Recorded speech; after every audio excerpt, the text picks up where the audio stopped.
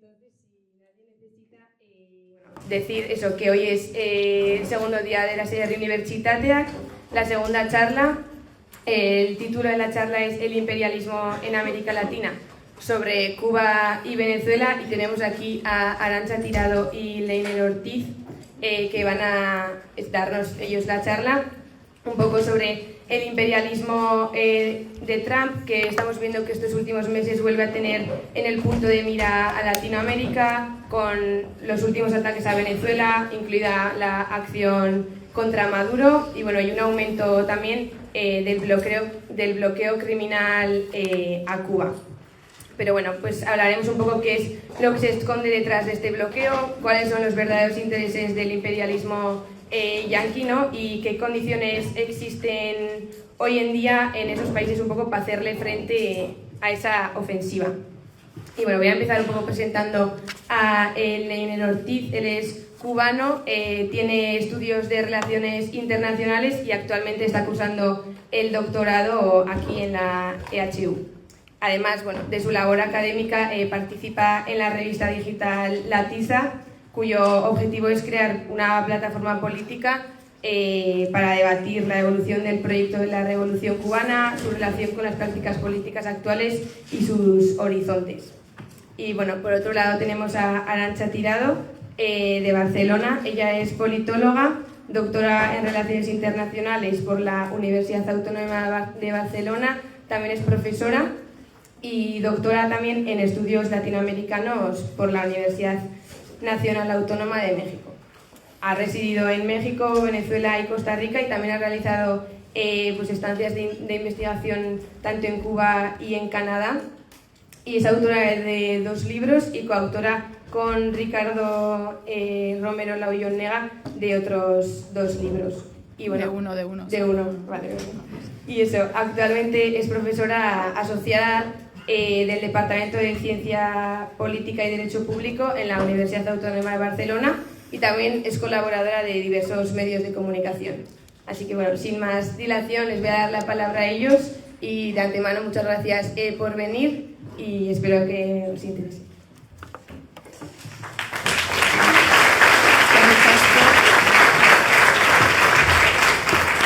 Eskerrik asko, Maya.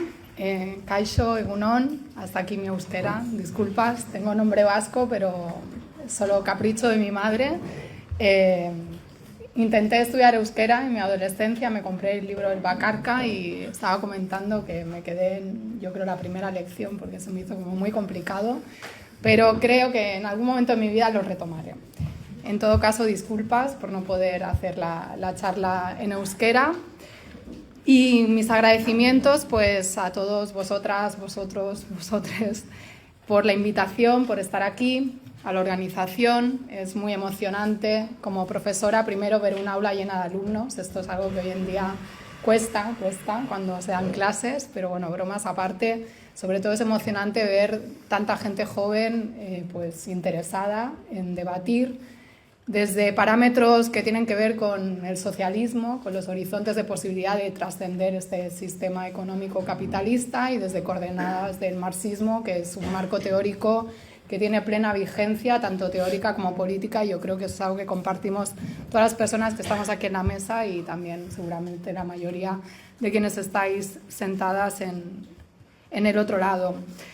Y vamos a reflexionar pues, sobre el imperialismo, que podíamos pensar ahora con este señor, Donald Trump, como que es algo nuevo, ¿no? Hay gente que lo está descubriendo ahora, pero bueno, los marxistas sabemos que estamos hablando de procesos políticos que son consustanciales a la evolución, a la manera de estar en el mundo de un sistema capitalista, que tienen su fase imperialista, que bueno, esto llevaría a otros debates teóricos que no voy a entrar porque no tenemos espacio y no quiero aburriros. Pues tiene en esa evolución, en esa fase, pues ya una continuidad y unas mutaciones. En todo caso, son tiempos convulsos donde sentimos que todo se acelera, no nos da tiempo a entender lo que está pasando cuando hay otro acontecimiento. Estamos viendo el secuestro de un presidente y su compañera, precedido de bombardeos a supuestas narcolanchas en el Caribe, en el Pacífico, además todo crímenes que vulneran todo tipo de legalidad internacional, si es que eso existe, y cuando estamos mirando ahí, de repente ahora nos dicen que van a bombardear Irán y lo bombardean, y antes Groenlandia y Cuba. ¿Y qué pasa, ¿no? ¿Qué está sucediendo con tantos frentes y qué interconexión tienen? Pues la interconexión claramente es un proyecto de dominio global por parte de una potencia hegemónica que se encuentra en un declive desde hace décadas, y que ese declive está acusado, ¿por qué? Por el surgimiento o reemergencia, algunos dirán, de otra superpotencia que tiene puntos para colocarse como pues, la sustituta en esa hegemonía del sistema internacional, que es China. Estados Unidos lleva tiempo, antes tuvo una disputa clara en tiempos de la Guerra Fría con la Unión Soviética, que simbolizaba un modelo antagónico de sociedad, político, económico, ético, de todo tipo. Y ahora lo que tiene enfrente es un incipiente, se habla mucho de la multipolaridad del sur global, China, ¿no? En una relación con ese sur global, pero enfrente lo que hay en principio es una superpotencia que le está disputando territorio, mercados, minerales críticos, hidrocarburos, etcétera, y eso es lo que está detrás, ¿no? Esa conciencia de que hay un capitalismo en crisis, siempre está en crisis, pero bueno, por la disputa, esto ya seguramente lo ha explicado mucho mejor Turiel, creo que fue ayer, ¿no? La charla, por unos recursos que son finitos, y hay una transición ecológica que también empuja, que necesita también,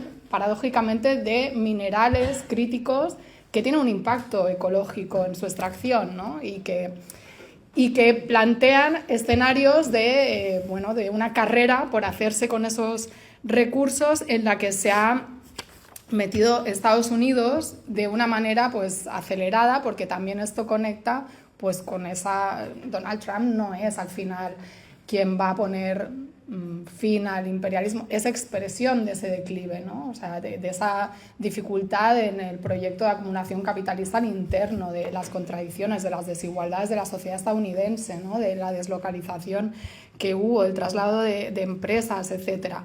Entonces, el imperialismo, como ese proyecto de acumulación del capital para penetrar mercados, extenderse a otros mercados, explotar o superexplotar en las periferias, controlar recursos, materias primas, es lo que estamos viendo en Estados Unidos a través de mecanismos que combinan, como sabéis, la coerción y el consenso. El momento actual ya de consenso tiene poco, ¿no? Porque si hay algo característico es que gracias, podemos decir así, a Donald Trump, hay gente que se ha dado cuenta que existe el imperialismo, como decía, incluso dentro de esos aliados, entre comillas, le hace la Unión Europea, se están dando cuenta de que la relación que ha tenido Estados Unidos con ellos era meramente instrumental, ¿no? Y que al final han acabado abrazando los intereses geoestratégicos, geopolíticos y en cierta medida geoeconómicos, a pesar de hablar mucho ahora de autonomía estratégica de Estados Unidos. Y ahora estamos en este imperialismo sin máscaras que, por supuesto, como no podía ser menos, y si miramos la historia entenderemos por qué, tiene a Venezuela y a Cuba como objetivos prioritarios a no solo neutralizar, ¿no?, sino a erradicar, porque ha visto como un momento de posibilidad para ello. ¿Por qué? Porque son dos proyectos revolucionarios, que en el caso de la Revolución Cubana yo no voy a extenderme, lo hará mucho mejor el compañero, pero como sabéis, ¿no?, prácticamente el único estado socialista, no solo en la región, sino en el mundo. Y en el caso de la Revolución Bolivariana, pues una revolución con un horizonte de construcción de un socialismo un poco etéreo, ambiguo y demás, del siglo XXI, que se le puso esa etiqueta, pero un proyecto de Estado comunal y en todo caso un desafío a esa expansión de los intereses estadounidenses en el país que, dato no menor, tiene las principales reservas probadas de petróleo del mundo, aparte de minerales críticos necesarios para el desarrollo de ese capitalismo, industria militar, aeroespacial, etcétera, oro, biodiversidad, que es algo que se habla poco, igual que el conjunto de América Latina y el Caribe, que ya hace décadas el Che Guevara la calificó de reserva estratégica de Estados Unidos por las riquezas, ¿no? Aparte de ser el área natural, de expansión natural, entre comillas, de Estados Unidos, que considera que esa región es el hemisferio occidental, ¿no? Y de ahí es lo que estos días, bueno, a raíz de la última estrategia de seguridad nacional, se debate tanto, ¿no?, de la recuperación de la doctrina Monroe, esta doctrina del siglo XIX de América para los americanos, con el corolario Trump, que se concreta en qué, pues en dejar claro que la región tiene que ser para las empresas estadounidenses, porque la seguridad estadounidense depende del control de los recursos energéticos, y ahí hay que sacar de la ecuación a los competidores, adversarios o enemigos, léase China, Rusia e Irán. Es más, Irán puede penetrar en América Latina por culpa de Cuba y de Venezuela, sobre todo, ¿no? Esto lo dice el secretario de Estado Marco Rubio, pero también está en sus documentos, y no está solo en los documentos recientes, está en documentos, en la Estrategia de Seguridad Nacional previa tanto de la administración Trump, de la primera, como la de Biden, donde se señala directamente, en esta no, a Cuba y a Venezuela como regímenes que hay que neutralizar porque no garantizan la libertad de sus ciudadanos y demás. Y entonces estas justificaciones, esta creación de una doctrina totalmente unilateral, que bueno, es legítimo, ¿no? Cada estado tiene su doctrina de seguridad y tal, pero el problema con Estados Unidos es que no solo hace eso, también hace toda una serie de leyes extraterritoriales que aplica al mundo como si fuera suyo, ¿no? En este imperialismo que también es judicial. Él puede hablar de la Helms-Burton, pero no solo, y acompañado de algo que Venezuela ha padecido, igual que Irán. Venezuela, si no me equivoco, es el tercer país del mundo con más medidas coercitivas unilaterales, con 1088 hasta ahora, recientemente, impuestas por Estados Unidos de manera ilegal, porque no tienen el aval del Consejo de Seguridad de Naciones Unidas ni cualquier otro aval, y que es una manera de hacer la guerra, porque la guerra no es solo que vengan y bombardeen Caracas y maten a más de 100 personas para secuestrar a un presidente y le llamen extracción, eufemísticamente, ¿no? La guerra es que te asfixien tu economía, la guerra es que no te permitan comerciar en los mercados internacionales, la guerra es que restrinjan tu posibilidad de importación, la guerra es algo que también se despliega, por supuesto, en el ámbito económico, y ahora lo estamos viendo de manera clara, ¿no? Con esto que está haciendo Irán, que es responder bloqueando el estrecho de Hormuz o impidiendo el paso de determinados petroleros, y vemos ahí cómo la guerra y el capitalismo pues están unidas, y la guerra tiene muchas áreas desde donde se despliega. Y para justificar algo que, por eso ha mutado la guerra, ¿no? Porque tiene mala prensa, es decir, la gente tuvo muy claro después de la guerra en Irak que había una guerra por petróleo, ¿no? Y hubo una movilización global. En el Estado aquí el 90% de la gente estaba en contra de la guerra. Por eso hay que cambiar el vocabulario, hay que revestir esas guerras creando amenazas, ¿no? Hay que justificar, hay que generar los malos a través de la prensa, demonizar procesos revolucionarios, darle la vuelta a las explicaciones y convertir lo que tú haces, que es un ataque, en una defensa, como estamos viendo en el vocabulario, por ejemplo, para justificar no solo Estados Unidos, también Israel, ¿no? Con su genocidio en Gaza, diciendo que ellos atacan, en el caso de Irán, antes porque sentían, además lo han dicho así, sentía Donald Trump que les iba a atacar. Pero es que no es solo Donald Trump, es que si os acordáis, la doctrina Bush o esta idea de la acción no preventiva, sino preventiva o anticipatoria, que sería algo así como una acción ante un ataque que se percibe como inminente, fue lo que justificó invadir Irak, pero también en la historia de Estados Unidos, porque el imperialismo no es nuevo y esta manera de proceder y de justificar tampoco, pues se habló de una doctrina en el periodo de Eisenhower de represalia masiva, que iba a ser la respuesta desproporcionada que daría Estados Unidos, incluso de carácter no nuclear, ante cualquier posible ataque de la Unión Soviética. Estos días, cuando Donald Trump puso este tuit amenazando con aniquilar la civilización iraní, dando a entender cómo vas a aniquilar con el lanzamiento de la bomba nuclear, como ya hicieron en Hiroshima y Nagasaki, único país del mundo, ¿no? Eso es terrorismo absoluto, pero bueno, esto no se habla mucho. Pues resonaba, ¿no? Esa idea de la represalia masiva y el hecho es que tú generas una doctrina que justifica legalmente, ¿no? Y con esa extraterritorialidad tus acciones, y cuando no, pues te inventas, como el señor Obama en 2015, su decreto que decía que Venezuela era una amenaza inusual y extraordinaria para Estados Unidos. ¿Por qué? Pues por su simple existencia, porque el hecho de desafiar al imperialismo es una amenaza para el imperialismo. Entonces, ahora estamos en una fase que parece que aquello que aparecía, valga la redundancia, en las estrategias de seguridad nacional, de aislamiento de Cuba, de Venezuela, en aras de que, esperamos el día en que los pueblos de Cuba y Venezuela puedan disfrutar la libertad y los beneficios de una prosperidad compartida, y animamos a otros estados libres del hemisferio a apoyar este esfuerzo compartido. Esto era la estrategia de seguridad nacional de la primera administración Trump, ¿no? Parece hasta romántica al lado de la actual. No voy a leer porque no quiero extenderme mucho. Ahora ya estamos en una fase de aniquilación, ¿no? O sea, no es ya... O sea, ahora vamos a llevaros a la asfixia máxima, vamos a secuestrar a vuestro presidente y si no aceptáis, pues tal.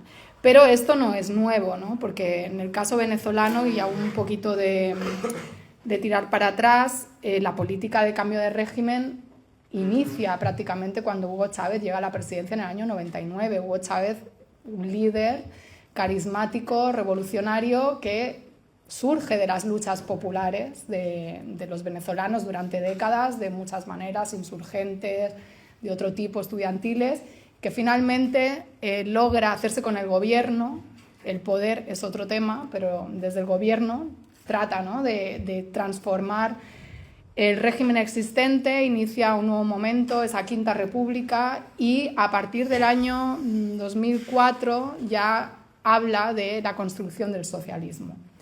Y a partir de los años siguientes trata de ir dando pasos, ¿no?, en ese sentido. Pero ¿cómo se construye el socialismo en el país con las principales reservas probadas de petróleo del mundo, donde el 90% de tus ingresos proviene del petróleo, donde no te has industrializado porque pues estás acostumbrado a importar? ¿Cómo se va construyendo? Porque esto también tiene un impacto en la mentalidad, ¿no? Aparte, no solo de las clases dirigentes, sino de la población. O sea, un proceso de transformación profundo que lleva,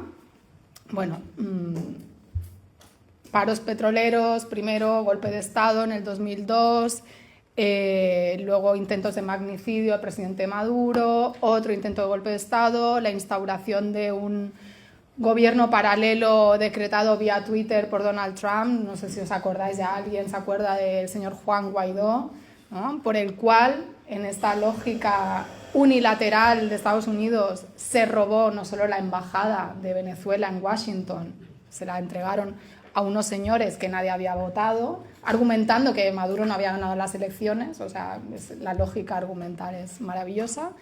Y además robaron la petrolera venezolana en Estados Unidos, Citgo, que ahora está en un proceso de vamos a ver qué pasa, pero las reservas venezolanas de oro, que no son del gobierno, que son del Estado, pero bueno, para sacar el chavismo todo valía, ¿no?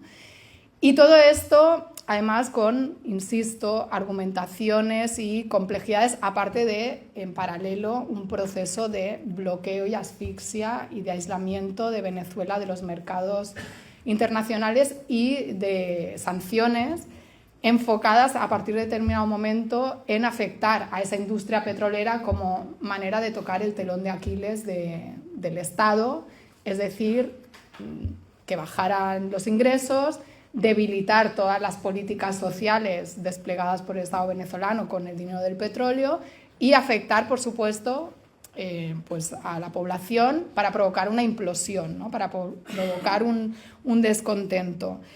Y esto, en la primera administración de Trump, todo no es blanco y negro, ¿no? O sea, cuando vas profundizando en los temas te das cuenta de las complejidades que hay, los grises, los matices, los actores distintos, a veces en un mismo gobierno, ¿no? Sea un gobierno revolucionario o sea un gobierno imperialista como el de Estados Unidos. Y en la primera administración hubo un debate sobre qué hacer con Venezuela, ¿no? ¿Por qué? Porque con Venezuela se han encontrado, igual que con Cuba, como explicará Leiner, con una piedra en el zapato porque no han podido derrocar a la revolución bolivariana. Y de ahí yo siempre digo que Venezuela ha sido el laboratorio de una guerra híbrida, ¿no? Una guerra híbrida que es una guerra que se despliega, como os decía antes, en muchos planos, no solo en el plano de la guerra cinética, ¿no? de las bombas y de la guerra abierta, sino en esos planos económicos, en los planos de las operaciones psicológicas que vienen de la Guerra Fría, ¿no? La manipulación sutil o no sutil, lo mediático, etc. Y ahí lo que vimos en la primera administración de Trump es que ya se empezó a posicionar, si bien no como secretario de Estado, pero sí como asesor a partir de 2018 con mucho peso, el señor Marco Rubio, un personaje que tiene un perfil muy antisocialista, anticomunista, anticastrista por sus orígenes personales, por su ideología, y que junto con otros como John Bolton, el ex asesor de seguridad nacional, presionaban por la línea dura, por la máxima presión, ¿no? Por ir a un derrocamiento. Incluso se hizo una operación que se llamó Gedeón de subcontratación de mercenarios para la invasión de Venezuela y el asesinato del presidente. Esto no es una película, esto es la realidad. Lo que pasa es que es una realidad que queda un poco lejos y como tiene detrás mucha porquería, no se le da mucho espacio en los medios de comunicación. Pero no sé si os acordáis que también unos mercenarios llegaron un día en Haití y mataron al presidente. Y eran, no sé si de la misma empresa o no, porque esa es otra. La guerra también se ha externalizado y está medio privatizada y es un súper negocio y hay un montón de excombatientes que se dedican a estas cosas. Entonces, en esa pugna, al final, parece que se impuso un Donald Trump, como vemos ahora, que oscila entre lo pragmático, hombre de negocios, y ahora te lanzo la bomba nuclear, ¿no? O sea, no es que sea un comportamiento errático que no tenga una lógica, claro que hay una lógica. Eso no quita que no haya choques, contradicciones y cosas muy interesantes que están sucediendo ahora en Estados Unidos, como por ejemplo con este secretario de guerra, que también esto es muy gracioso, ¿no? Ya no es secretario de defensa, secretario de guerra, una declaración de intenciones al mundo, que decide nada más entrar, empezar a hacer limpieza en el Pentágono, limpieza entre comillas, y sacar, ¿no? a cargos funcionarios militares, sacar asesores legales, recientemente 12 altos mandos militares, entre ellos algunos del Estado Mayor, que son defenestrados. En el contexto del bombardeo de las supuestas narcolanchas en el Caribe y el Pacífico, dimite el jefe del Comando Sur, es decir, el que estaba encargado de la operación Lanza del Sur, que es esta operación de bombardeos que mató, bueno, sigue matando a más de 100 personas y que no pasa nada, ¿no? Y esto es un ataque total al derecho internacional. Digo, para cuando Katia Kallas diga que el derecho internacional y tal, bueno, pues que también puede mirar ahí. Y bueno, eso, lo que está pasando al interno es interesante porque habla de que ahí se está cociendo una situación que, junto con el fracaso que está sufriendo Estados Unidos en Irán, cada día va cambiando el argumento de Donald Trump, ¿no? Y diría que incluso en función de horas. O ha ganado o no, o le dice ahora la tregua indefinida. En todo caso, ahí se está viendo un error quizás estratégico que yo creo que que se puede vincular a lo que Estados Unidos contempla como un éxito en Venezuela. Porque ¿qué han acabado haciendo en Venezuela ante esa impotencia? Se ha llegado a un escenario, que es el del 3 de enero, que ha implicado algo que no habíamos visto y yo creo que nadie había previsto. Aunque es cierto que la oposición venezolana y sus voceros en los medios de comunicación llevaban tiempo hablando de la extracción, ¿no? Como ellos lo llamaban, de Maduro, de qué posibilidades había, abiertamente, sin ningún problema.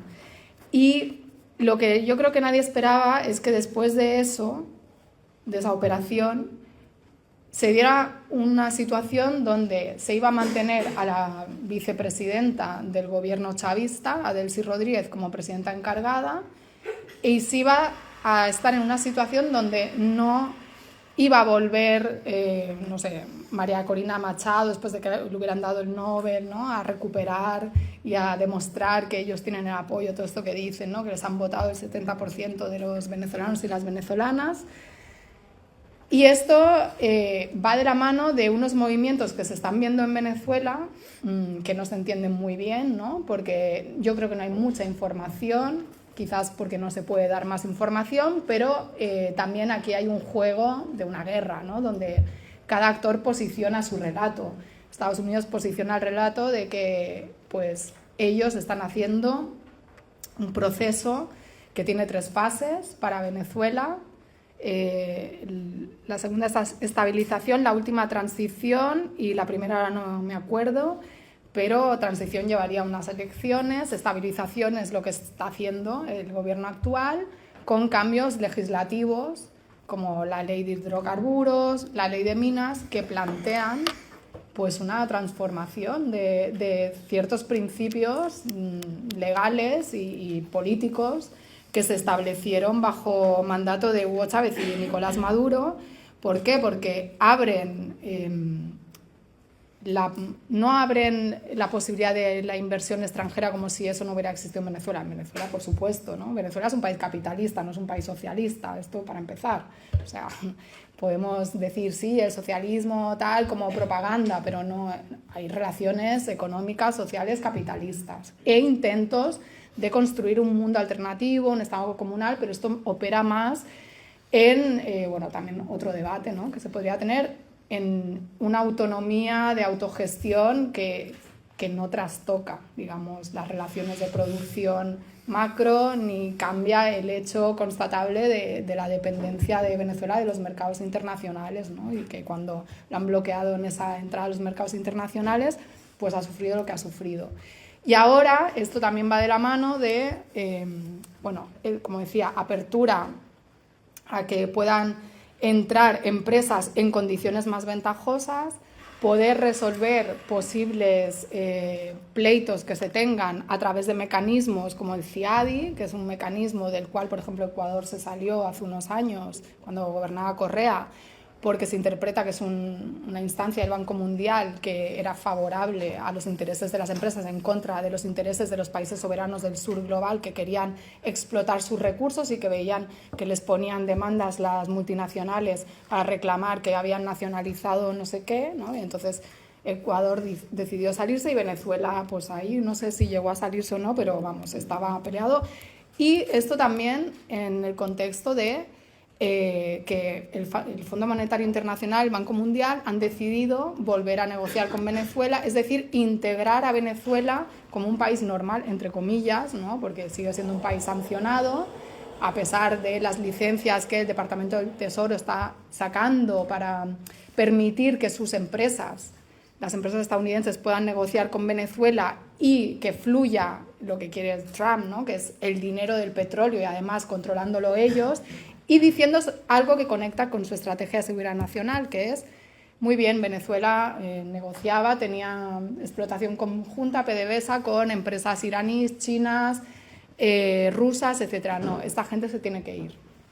Y ahora nosotros vamos a controlar. Y aquí viene el meollo del punto, y por eso es una disputa geopolítica, no es solo un conflicto bilateral el que puede tener Estados Unidos con Venezuela, ¿no? Aquí se está viendo el control por el hemisferio, el control por los hidrocarburos, el control también de la soberanía venezolana, tratando de instaurar una especie de tutelaje neocolonial, donde, como ha dicho la presidenta Delcy Rodríguez, ellos tienen una pistola en la cabeza y están secuestrados. Y tienen una situación que, insisto, cuando digo no se entienden cosas desde afuera, Venezuela tuvo una política exterior vanguardia del antiimperialismo, de construcción geopolítica contrahegemónica desde América Latina y el Caribe, impulsando mecanismos de concertación política y económica, el ALBA TCP con Cuba, UNASUR, CELAC, alianza estratégica con Irán. O sea, Hugo Chávez decía que si invadía Estados Unidos Irán iba a correr sangre venezolana, tal cual. Y cuando se bombardeó hace unas semanas Irán, de manera abierta, que no es la primera vez, porque el año pasado ya hubo un bombardeo, pero ahora ya en una escalada mayor, como todas sabemos, Venezuela, la Cancillería hizo un comunicado donde no mencionó ni a Israel ni a Estados Unidos como responsables de esos bombardeos, criticó la respuesta de Irán e instó a que se sentaran en la mesa a negociar tanto los iraníes como aquellos que no nombraba, ¿no? Porque está en una nueva fase de negociación con Estados Unidos, de no confrontación, diplomática. Muy bien, pero claro, esto generó tal escándalo entre la gente organizada en Venezuela, que saben que Irán ha sido el país que les ha enviado petroleros cuando estaban asfixiados, igual que Venezuela hizo convenios con Irán y recibiendo sanciones de Estados Unidos por ello, creando un banco Irán-Venezuela, etcétera. O sea, una cooperación muy estrecha con más de 270 acuerdos de cooperación, un acuerdo estratégico en época de Maduro y Raisi por más de 20 años firmado en 2022. Y claro, fue tal el escándalo que la Cancillería quitó ese comunicado de las redes sociales. Entonces, yo digo, es mi tema de tesis, perdón, ¿no? La política exterior de Venezuela, por eso igual lo tengo tan así. Hay también un secuestro de la política exterior venezolana, ¿no? Parece. Venezuela no puede desplegarse ahora mismo soberanamente como se supone que Venezuela se guiaba en el escenario internacional como líder de esa construcción geopolítica contrahegemónica, confrontando con Estados Unidos y apuntando hacia una multipolaridad con un aliado, y con esto ya voy concluyendo, estratégico, que era más que eso, ¿no? Que era Cuba. O sea, el hecho de que los barcos venezolanos petroleros no hayan podido llegar a Cuba desde el 3 de enero, lo cual ha exacerbado una situación de por sí difícil, pues es algo que es muy doloroso, ¿no? Para mucha gente, y más porque pensad que hubo 32 funcionarios de la seguridad cubana que eran guardia personal de Maduro, que fallecieron el 3 de enero, igual que otros venezolanos también, ¿no? Que fallecieron combatiendo esas fuerzas especiales que vinieron a secuestrar al presidente Maduro. Entonces, hablamos de una relación que está a ese punto de fraternidad, como que tú confías la seguridad de tu máximo líder a una nación extranjera porque consideras que no hay fisuras, ¿no? de información, de seguridad, porque te garantiza, ¿no? Y eso ahora mismo está plantea una ruptura o un quiebre que es totalmente funcional a Estados Unidos y que le ha servido a Estados Unidos, y esto lo iba a decir antes, pero creo que se me fue con tantas cosas que os quería decir, que ese éxito de lo que Estados Unidos ha visto en Venezuela, que es como intentar un cambio de régimen, es decir, cambiar, ¿no? Todo, pero a través de gente que forma parte del chavismo, presentándolo como otra cosa, ¿no? Y el gobierno venezolano dice que es soberano en algunas declaraciones, en otras dice que está en una situación de chantaje, y entonces ya la gente no sabe, ¿no? ¿Está haciendo eso porque es Estados Unidos o hay también una voluntad? Bueno, esto lo tendrán que aclarar las autoridades venezolanas. Los analistas desde afuera o los militantes podemos sacar ciertas conclusiones en base a información que tenemos o que deducimos, pero lo cierto es que hay cambios, ¿no? en el comportamiento.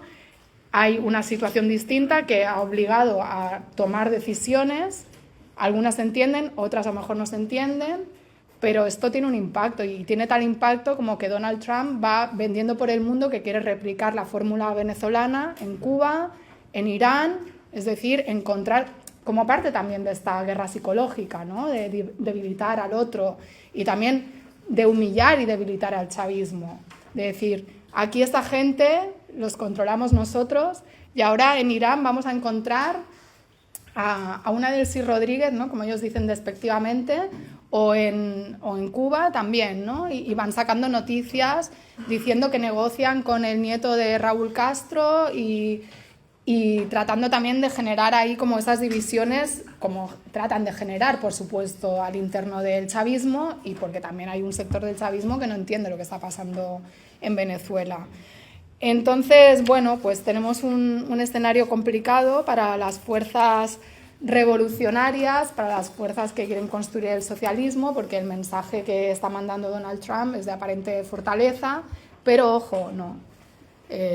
También hay mucha debilidad, ¿no? Ahí por parte de Estados Unidos y yo creo que esto es parte del cálculo que se está haciendo desde Venezuela, tal vez de apostar a que va a caer por su propio peso, quizás en las elecciones de midterm se le aseste un golpe o se muera antes Donald Trump, aunque esto no va de una persona, esto es un proyecto de un Estado, ¿no? Y va más allá de incluso de un Estado, es el capitalismo utilizando a los Estados, a los gobiernos, y cuando no sirve la forma democrática, como ha demostrado la historia, pues se va a otras formas fascistas, neofascistas y de supresión de esta precaria democracia que es la democracia liberal, ¿no? Que no es la democracia en la que creemos muchos y muchas de nosotras. Creemos una democracia de verdad, una democracia socialista, de igualdad. Y parece que ese debate queda ahí postergado porque como hay que combatir, ¿no? La amenaza inmediata, lo otro parece que no es importante, pero sí es muy importante y sobre todo es muy importante tener conciencia de que el costo de luchar por la democracia de verdad o el costo de ser soberano, de autodeterminarse, es muy alto. Y hay que saber, ¿no? En cualquier escenario, en América Latina se expresa de manera brutal, porque ahí considera los poderes imperiales que no son ni seres humanos, ¿no? Son con todo el racismo, el colonialismo y tal. Pero esto también puede llegar aquí, o sea, aquí estamos ya con el español es primero. Bueno, pues vamos a ver por dónde, iba a decir por dónde van los tiros, pero no, porque sería un colofón muy, muy triste. En todo caso, yo lo dejo aquí, le paso la palabra a Leiner y luego, si queréis, podemos debatir cualquier otra cosa. Es que ricasco.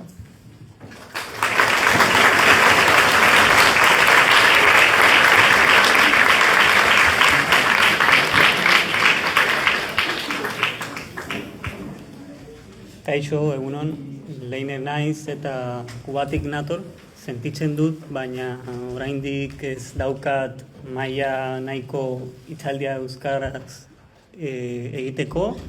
Horregatik gaztelaniaz egingo dut, baina euskaraz ikasten ari naiz eta hurrengoa euskaraz izango da, o al menos eso espero. Quería agradecer en primer lugar todo el trabajo de organización que han hecho ustedes por habernos invitado. Admiro mucho de verdad el trabajo que han hecho, un trabajo que muchas veces es invisible, pero que yo creo que al final sí marca la diferencia. O sea, hasta flechitas en el piso pusieron para orientar bien. Yo creo que eso va a ser un gesto súper bonito y producto de una coordinación colectiva muy fuerte y de mucho esfuerzo. Y estoy muy orgulloso también de compartir mesa con Arantxa Tirado, que tiene una trayectoria militante en primer lugar y académica también, que habla por sí solo. Así que me siento orgulloso de compartir mesa contigo. Entonces voy a intentar no complementar lo que Arantxa ha dicho, que estoy totalmente de acuerdo con todo lo que ha comentado. Me voy a remitir un poco a lo que ha sido la construcción histórica de la relación Cuba-Estados Unidos, porque yo creo que en la evolución histórica están las claves para entender lo que está pasando ahora. Y luego, para caer un poco en el presente y comentar un poco otras cositas. Esta relación Cuba-Estados Unidos tiene que ver, yo creo, en primer lugar con el desarrollo del capitalismo en los Estados Unidos desde el siglo XIX, donde hay un proyecto expansionista que parte primero de el capitalismo industrial de la costa atlántica, que se va expandiendo primero por el territorio continental natural inmediato que tienen, primero desplazando y cometiendo un genocidio con las poblaciones indígenas, comprándole territorio a Francia y España y luego arrebatándole medio territorio o más a México. Y cuando eso se completó y no fue suficiente, pues la guerra civil con el sur esclavista, que enfrentaba dos sistemas económicos que ya eran antagónicos, el sistema de trabajo libre e industrial en el norte y el sistema de trabajo esclavo y agrícola en el sur, que además estaba demasiado dependiente con el capitalismo industrial y textil de Gran Bretaña, que se alimentaba del algodón que se sacaba con sangre y sudor esclava en el sur de Estados Unidos. Luego de esa guerra civil y de que ese capitalismo se expande hacia el sur y conquista también esa agricultura, pues ahí es cuando verdaderamente el proyecto de expansión imperialista de los Estados Unidos se plantea de verdad volcarse hacia América Latina, y hay una serie de proyectos. Ya desde el siglo XIX se comienzan a proyectar las conferencias o cumbres panamericanas que siguen existiendo con diferentes nombres. Y ahí en todo ese proyecto Cuba juega un rol importante como inicio de un proceso que se iba a expandir luego, cosa que José Martí, el héroe nacional de Cuba, vio en su momento. Fue el líder de la segunda revolución independentista cubana y era consciente de las apetencias expansionistas. ¿Por qué Cuba? Porque Cuba era el principal productor de azúcar del mundo y era muy interesante y lucrativo apropiarse de ese negocio, de esa capacidad productiva. Por cierto, con trabajo esclavo también en ese momento todavía. Entonces, ¿qué sucede? Que primero, a finales del siglo XVIII, se construye una relación de dependencia económica con esas plantaciones azucareras. ¿Por qué? Porque primero Cuba pierde el mercado azucarero europeo, porque aquí se comienzan a poner leyes proteccionistas y está el azúcar de remolacha. Cuba no puede competir, entonces se comienza a reorientar toda esa exportación hacia el mercado estadounidense, que está aumentando el consumo de las masas populares. El azúcar se vuelve un alimento de las clases proletarias también por primera vez. ¿Por qué? Es importante que los trabajadores estén bien alimentados para que rindan en la industria. Eso se hacía con azúcar cubana. Y además, con una serie de regulaciones de aduana y etcétera, logran que el azúcar cubano además llegue a Estados Unidos sin haberse refinado, porque se le ponen muchos impuestos al azúcar refinado. Lo cual lo que hace es primarizar, en cierto sentido, esa incipiente industria azucarera que había en Cuba. Entonces, primero hay un anudamiento económico de ese negocio azucarero cubano en un contexto en el que Cuba todavía es colonia, y luego cuando se presenta la oportunidad pasan a la escala de la dominación política, que es aprovechando el contexto de la segunda revolución independentista cubana de 1895, y en un momento de debilidad mutua entre las fuerzas independentistas cubanas y el Estado y el ejército español, pues intervienen en la guerra, pactan con España en el Tratado de París la paz, o sea, no con las autoridades cubanas, y intervienen militarmente Cuba. Y esa intervención militar sirve para afianzar, por mecanismos políticos también, esa dominación que ya en términos económicos estaba en el ámbito comercial y financiero, y entonces comienzan a comprar e invertir en la industria azucarera cubana, que hasta entonces, hasta el siglo XIX, era solo en el sur de la ciudad de La Habana, por ejemplo, solo en una parte del occidente, y a partir de la intervención militar estadounidense, toda Cuba se convierte en una gran plantación azucarera. ¿Con qué? Con compañías como la United Fruit Company, que hoy es Chiquita Brands, creo. Ha cambiado el nombre porque es un nombre tan infame y tan impopular en América Latina que se tuvieron que cambiar el nombre. ¿Y qué importancia tiene eso? Que Cuba es un laboratorio de expansión al resto de los países de América Latina. O sea, en Cuba se ensayan los mecanismos de dominación neocolonial que luego se van a desplegar con mucha fuerza en América Latina, sobre todo a partir de la Primera Guerra Mundial, que ya marca el declive del imperialismo británico, que era hasta entonces el dominante en América Latina, y entonces Estados Unidos ve la oportunidad, porque eso sí, siempre se han trazado líneas estratégicas de dominación, siempre han sido bastante anticipados a eso, por lo menos históricamente, y ahí ven la oportunidad y se lanzan también por América Latina. Pero antes habían pasado por Cuba, habían ensayado en Cuba mecanismos de dominación económica, de dominación política, de dominación legal, de dominación ideológica. Y todo ese aprendizaje, todo ese saber hacer de cómo subyugar un pueblo se ensaya luego en el resto de América Latina. Y de ese hecho también viene en buena medida todo ese sentimiento antiimperialista de las clases populares en Cuba, que se desarrolló con mucha fuerza a partir del siglo XX, precisamente porque la gente se dio cuenta de que en buena medida era responsabilidad del imperialismo estadounidense la situación crítica en la que estaba viviendo la gente, y es también en buena medida a partir de ese sentimiento antiimperialista popular que surgen las fuerzas que finalmente conducen a la revolución del 59, liderada por Fidel, que marca entonces un quiebre radical con lo que venía siendo hasta ese momento la relación Cuba-Estados Unidos, que era una relación de dependencia sencillamente de Cuba hacia los Estados Unidos en términos económicos, ideológicos y políticos. Sobre todo después de la Segunda Guerra Mundial, que surge un orden internacional, un sistema internacional bipolar, donde el mundo se divide básicamente entre aquellos que son del bloque hegemónico soviético y los que son del bloque hegemónico Estados Unidos. Pero ya cuando se llega a esa división del mundo, ya Estados Unidos tenía claro que su área de seguridad fundamental era el hemisferio de las Américas.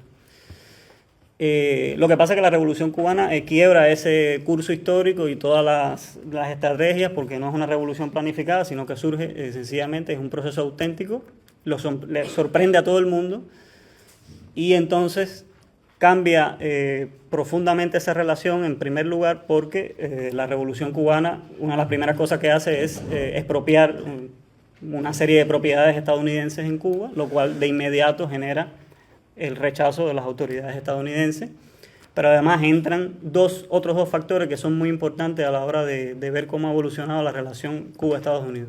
El primero es la Unión Soviética, o sea, hay un orden bipolar, y por tanto el que se sale más o menos de la óptica del bloque hegemónico estadounidense es casi imposible que no caiga en la lógica del otro bloque hegemónico que hay, que es el bloque soviético, con el que además Cuba comienza a tener poco a poco, esto no sale del aire ni nunca fue premeditado, sino que es un proceso que va evolucionando hacia una conciencia más socialista, y Cuba, el liderazgo histórico en ese entonces, tenía confluencia de intereses con lo que representaba también la Unión Soviética, por supuesto.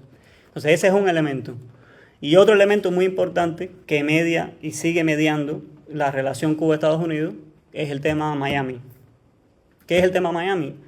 Que cuando triunfa la revolución y comienzan las nacionalizaciones, no solo se destruye el anterior Estado, sino que se destruyen las bases de la clase dominante burguesa, oligárquica y terrateniente que existía en Cuba. ¿Qué pasa con esos burgueses, oligarcas, terratenientes, esa clase política, militar y burocrática? Casi todos en masa emigran, sobre todo hacia Miami. Una parte también emigró hacia Madrid y otra parte también menor hacia Caracas. Fueron los lugares más importante, a Madrid por supuesto, porque estaba Franco y lo recibió con los brazos abiertos, pero sobre todo en Miami, donde las autoridades estadounidenses los reciben muy bien y identifican en ese grupo de cubanos resentidos, con mucho dinero y con mucha apetencia de poder y de escalar en el aparato institucional estadounidense, identifican en ellos un punto de apoyo genuino y constante para su política de hostilidad hacia Cuba, y al mismo tiempo ese grupo de cubanoamericanos, identifica en la política exterior estadounidense hacia Cuba una oportunidad para ascender en el escalón y en la jerarquía política estadounidense y constituir uno de los bloques, uno de los lobbies, más influyentes, sin considerar el judío, por supuesto, que yo creo que está en otro nivel, a lo interno de la política estadounidense. Por eso Marcos Rubio, que viene precisamente de ese bloque. ¿Por qué ha llegado a donde ha llegado? Porque ha habido un trabajo de muchas generaciones, de mucho dinero, de muchas organizaciones que han derivado en que una persona como él, que es de primera generación de emigrantes, llegue a ser secretario de Estado. Esto es una apuesta de años, de muchos años, de un grupo político, y él sabe que él se para sobre los hombros del esfuerzo de mucha gente y de mucho dinero. Y por eso esto es personal también, pero es profundamente político y está representando a un grupo concreto, un grupo social concreto. Y para que tengan otro ejemplo de lo importante que es el factor Miami, la invasión de Playa Girón, realizada por los Estados Unidos, se hizo con soldados reclutados entre esa población. O sea, es así de importante. Esa es la relevancia que tiene. ¿Qué pasa luego con la relación? Bueno, básicamente de enemistad, manifestada en diversos mecanismos, entre ellos el bloqueo, pero una vez que cae el bloque soviético en los 90, y que volvemos a esa unipolaridad ideológica y política del mundo, el bloqueo comienza a delinearse como el principal instrumento de presión de la política estadounidense hacia Cuba. Antes era un poquitico más variado, incluía acciones militares, mucho trabajo de la CIA de inteligencia, cosa que se sigue haciendo, pero incluía también guerra biológica, guerra bioquímica, mucho trabajo diplomático, eso todavía se sigue haciendo, pero bueno, hay otras expresiones un poco más directamente violentas que ya no son tan usuales, y el bloqueo se comienza a delinear como el principal instrumento. ¿Qué comienzan a hacer? Comienzan a fortalecer entonces el bloqueo y todo empieza a confluir como en el aparato legal e institucional del bloqueo. Una cosa que era hasta ese momento una política totalmente dependiente de órdenes ejecutivas, órdenes del Ejecutivo, se vuelve ley a partir de 2 leyes que se decretan en la década de los 90, y entonces ya el bloqueo es algo que tiene que pasar por el Congreso también para desmontarlo. Ese fue un primer momento de reforzamiento del bloqueo, que además hay una cosa importante ahí a tener en cuenta: la política exterior de Estados Unidos hacia Cuba es un consenso bipartidista. O sea, pueden haber momentos de muchísima hostilidad también durante un gobierno demócrata. De hecho, quien montó el bloqueo fue Kennedy. Quien aprobó la invasión a Playa Girón fue Kennedy, que era un plan que ya había montado Eisenhower. Y quien aprobó una de estas 2 leyes de reforzamiento del bloqueo fue Clinton. Luego, o sea, esto es un acuerdo bipartidista, esto no depende de una persona, esto es una apuesta hegemónica, y esto es una política estatal, o sea, que viene de lo profundo del Estado. Que bueno, puede tener también sus variaciones y sus maneras de negociar. Yo creo que uno de los factores que influyó en que Obama, que por cierto es el presidente que más personas ha deportado, todavía tiene el récord, no lo ha ganado Trump, el mismo Obama que estaba declarando a Venezuela en 2015 una amenaza para su seguridad nacional y que casi llega a montar una invasión militar por Colombia a Venezuela, es el mismo que decide al mismo tiempo, y por supuesto que eso es un cálculo geopolítico, abrir un proceso de normalización de relaciones con Cuba. ¿Buscando qué? Dividir a las fuerzas que se le oponen. Es lo que buscan, dividir. Y yo creo que eso también está en la apuesta de lo que se está haciendo ahora. Dividir a las fuerzas, crear conflictos entre ellas, porque cuando estás dividido eres más fácil de someter, sencillamente. El divide y vencerás de toda la vida. ¿Qué pasa con la administración de Trump? Que Trump básicamente lo que está haciendo es darle un segundo momento de reforzamiento a ese bloqueo. A partir de 2 cosas. En la primera administración decretó unas 243 medidas que reforzaban muchísimo ese bloqueo, que por cierto no es solo la prohibición de que empresas estadounidenses con muy poquitas excepciones comercien con Cuba, sino es también bloquear o impedir que terceros países, a partir de muchísimos mecanismos, tengan comercio con Cuba, es sancionar a los bancos que financian empresas cubanas, empresas estatales cubanas, en un país donde las empresas más importantes son estatales, porque es el sistema que existe en Cuba. Entonces, lógicamente, estás bloqueando todo. Cuando estás bloqueando esas empresas, lo estás bloqueando todo, que es lo que se llama la extraterritorialidad del bloqueo. O sea, ir más allá de las fronteras de los Estados Unidos. Presionar a tus aliados para que tampoco comercien con Cuba. Esas primeras 243 medidas que decreta Trump en su primera administración ahora se ven reforzadas con este bloqueo energético total que viene después del 3 de enero, de la invasión a Venezuela y el secuestro de Nicolás Maduro y el asesinato de no solo combatientes venezolanos, sino también combatientes cubanos que murieron defendiendo a Maduro. Que es relevante en el orden del sistema internacional, la manera en que Estados Unidos es capaz de decretar un bloqueo energético a Cuba y efectivamente ningún país del mundo se atreve a enfrentársela a ese bloqueo energético. Lo único que ha recibido Cuba en 3 meses es un petrolero con 100.000 millones de barriles de Rusia en calidad de ayuda humanitaria. Pero ustedes entenderán que ayuda humanitaria es ayuda humanitaria. No es un vínculo fluido, no es una cosa que vaya a resolver un problema, es como decimos, pan para hoy, hambre para mañana. Muy bien recibido, muy agradecido, pero presionaron lo suficiente a México como para que Pemex no esté enviando más petróleo en un acuerdo comercial normal, que por cierto ya son bastante injustos por naturaleza, sobre todo para un país pobre como Cuba, pero ni siquiera a eso tenemos acceso. O sea, el bloqueo no solo corta todo tipo de relaciones que pueda tener Cuba en el orden económico. Cuba no puede ni acceder a algo tan malvado y nefasto como el FMI, que es un mecanismo de financiación también malvado, nefasto, neoliberal, pero Cuba tampoco tiene posibilidad de acceder a ese tipo. O sea, no hay otro sistema internacional que no sea el sistema capitalista. Cuba no puede, a causa del bloqueo y de otros factores, pero sobre todo el bloqueo, no tiene una manera de insertarse en el sistema capitalista mundial, en el cual tiene que insertarse conservando soberanía y todo, pero tiene que estar insertado ahí para que más o menos la economía funcione, ¿no? En este mundo tan globalizado. Entre tanto, no existe otro sistema internacional que no sea ese. Bueno, pues el bloqueo impide que tú te puedas insertar en eso y luego te exigen que por qué no flexibilizas más, que por qué... Bueno, porque hay una serie de condiciones que te impiden que llegues a ese momento. Esas serie de condiciones se llaman bloqueo, por cierto. Además de que tú tengas un proyecto de país, de bienestar social, etc. Pero es un aspecto que yo quería señalar con respecto a lo que ha demostrado este 3 de enero, cuestionarse un poco hasta qué punto es esto del multilateralismo, hasta qué punto es tanto la enemistad entre Estados Unidos y Rusia y China, cuando en realidad, cuando han decretado el bloqueo energético, esos supuestos aliados de Cuba lo son hasta un punto. Y es hasta ese punto, hasta el punto de la presión imperialista, hasta el punto de la confrontación con los Estados Unidos.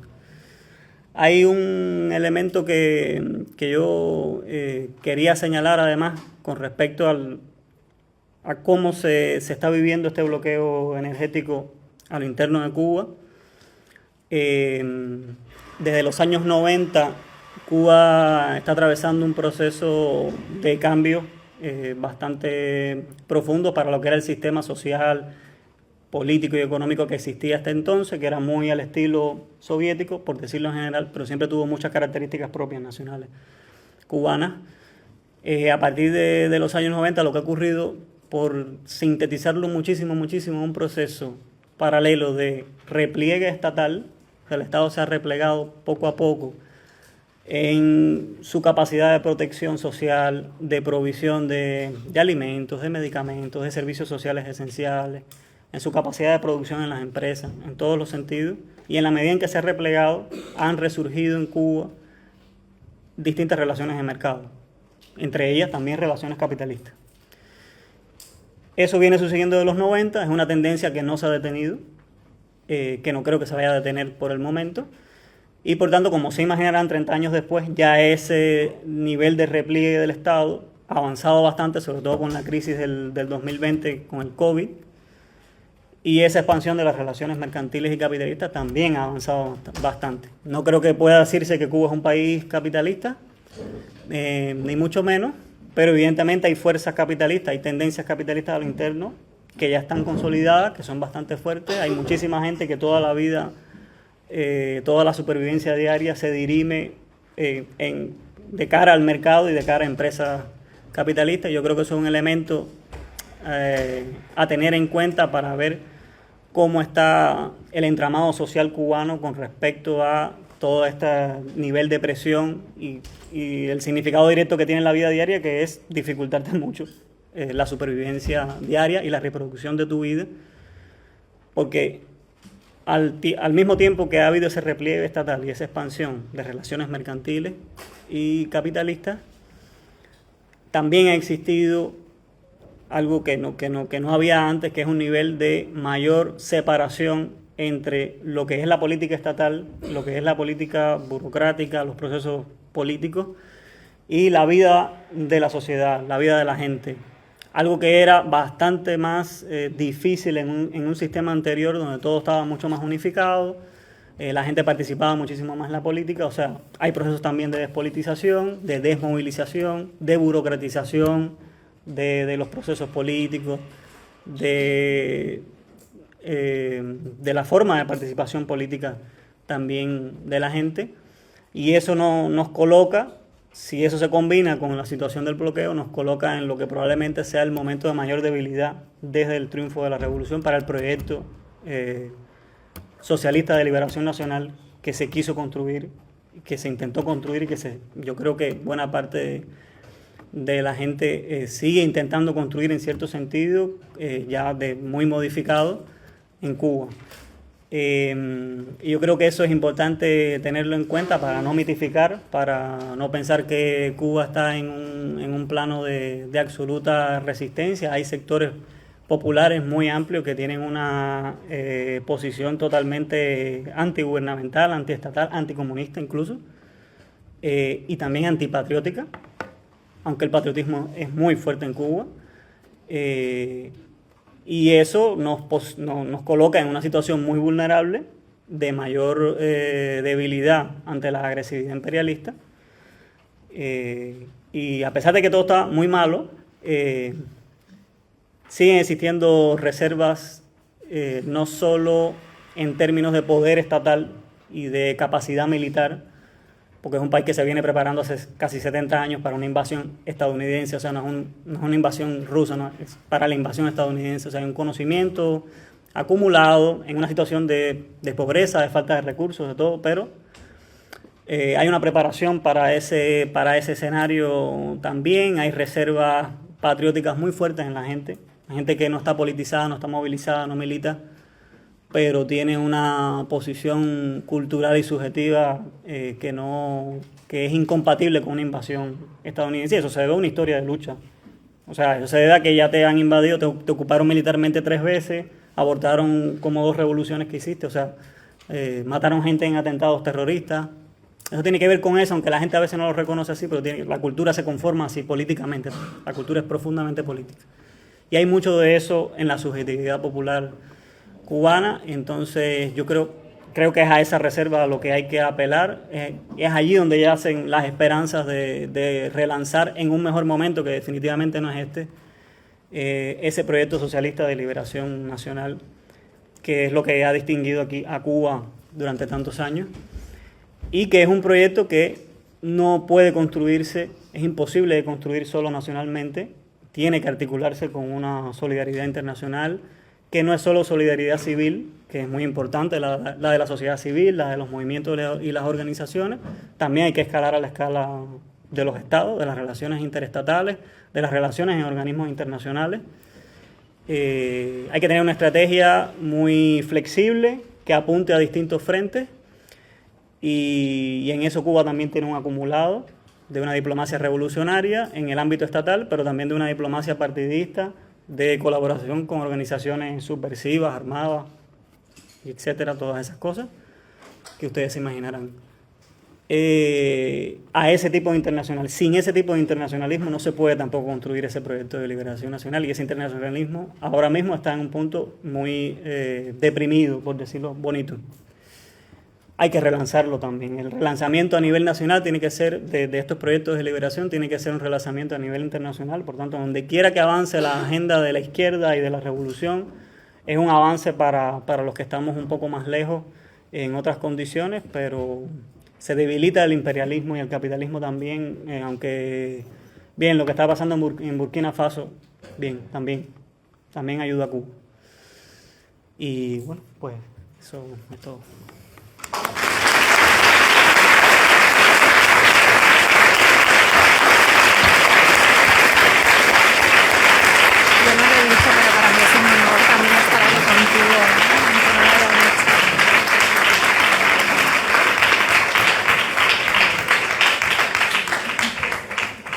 Bueno, dejamos un esto para las preguntas. Supongo que igual alguien tiene alguna pregunta.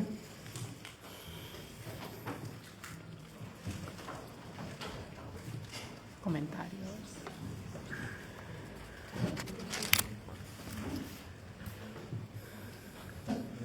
Una pregunta que quería hacer, quiero dejar claro que no estoy en contra ni del proyecto chavista ni del proyecto revolucionario cubano, pero sí veo que muchas veces se hacen una crítica a estos proyectos hablando de que hay mucha corrupción en los gobiernos, ya sea en Venezuela o en Cuba, y más que nada me gustaría preguntar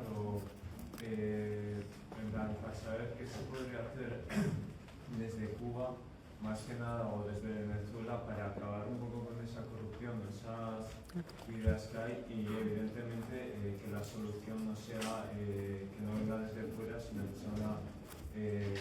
son algo que venga desde el pueblo para mantener esa revolución, esos proyectos esclavistas, y acabar con esa corrupción que puede haber.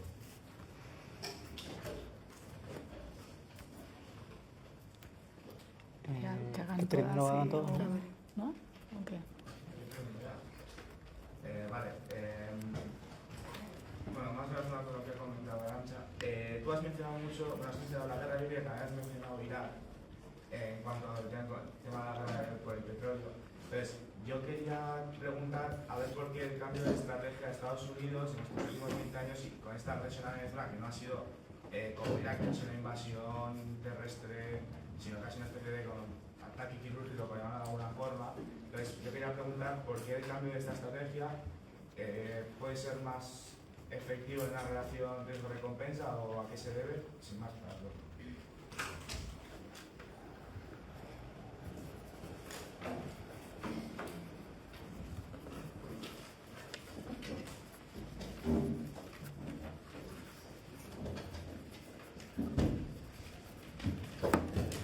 Una pregunta para Peter. Nos has comentado cómo desde los años 90 o así el gobierno de Cuba se ha ido replegando en cuanto a un poco el papel que juega en la economía del Estado. Y no sé, en plan, a ver, ¿cuáles crees que pueden ser las razones de este replegamiento? Si es pues eso, la pérdida de un aliado tan importante como la Unión Soviética, si es para aliviar las presiones de Estados Unidos.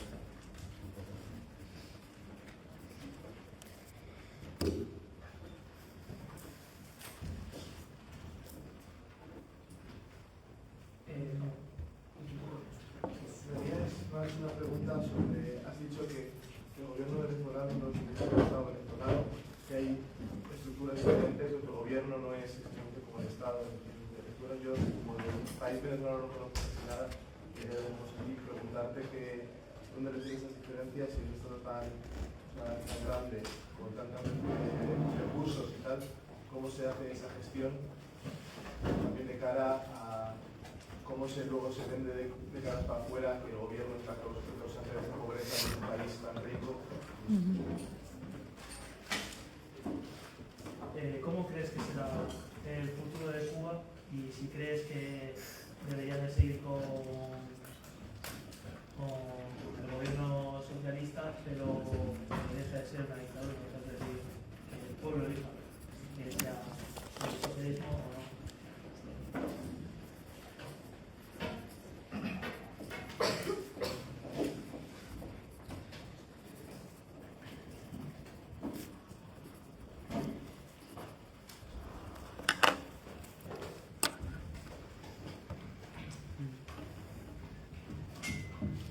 Ninguna chica, ¿eh?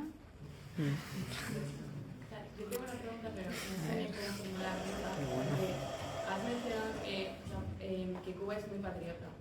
Y yo sí quería preguntar de dónde crees que nace como ese patriotismo, que no creo que sea negativo en este caso. Porque yo considero que el País Vasco y España también son como justo zonas muy patrióticas de alguna forma.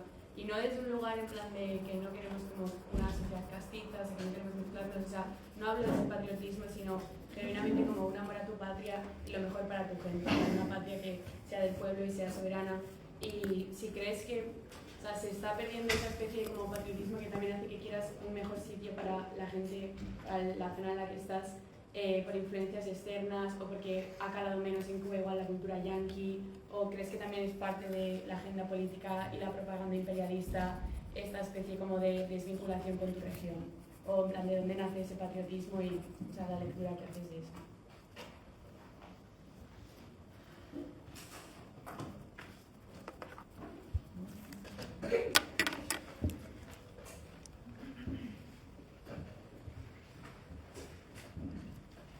¿Respondemos?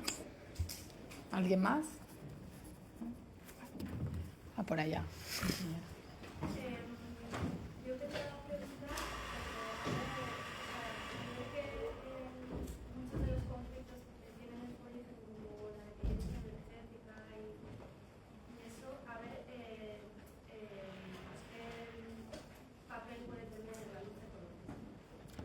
La lucha ecologista. A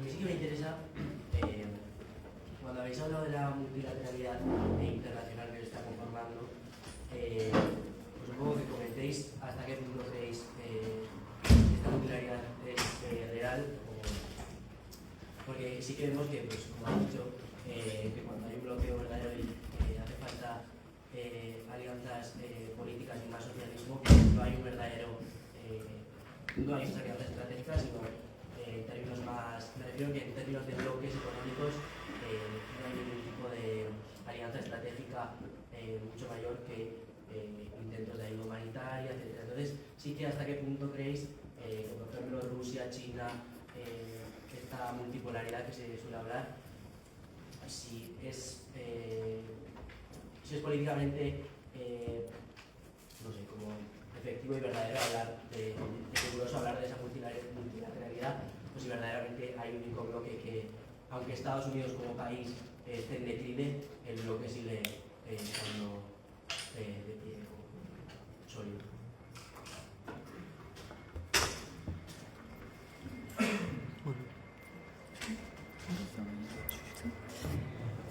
Bueno, empiezo por el final.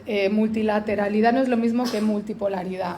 A veces lo utilizamos indistintamente. Multilateralidad sería como todos estos organismos que se crean en el marco de Naciones Unidas, pero no solo para que los países pues diriman sus conflictos o tomen posicionamientos y tal. Multipolaridad es como una distribución del poder en el sistema internacional que habla de diversos polos, ¿no? Guerra Fría, bipolaridad, dos polos principales. Ahora, teóricamente, hay un sur global con todas sus contradicciones, hay otros bloques de poder, pero es todo como muy incipiente y, como decía Leiner, a la hora de la verdad, ¿dónde está, ¿no? La multipolaridad, como ese artículo que hizo el compañero Iramis, ¿no? La geopolítica de Josué fue, la geopolítica del... El multilateralismo, multipolaridad hipócrita.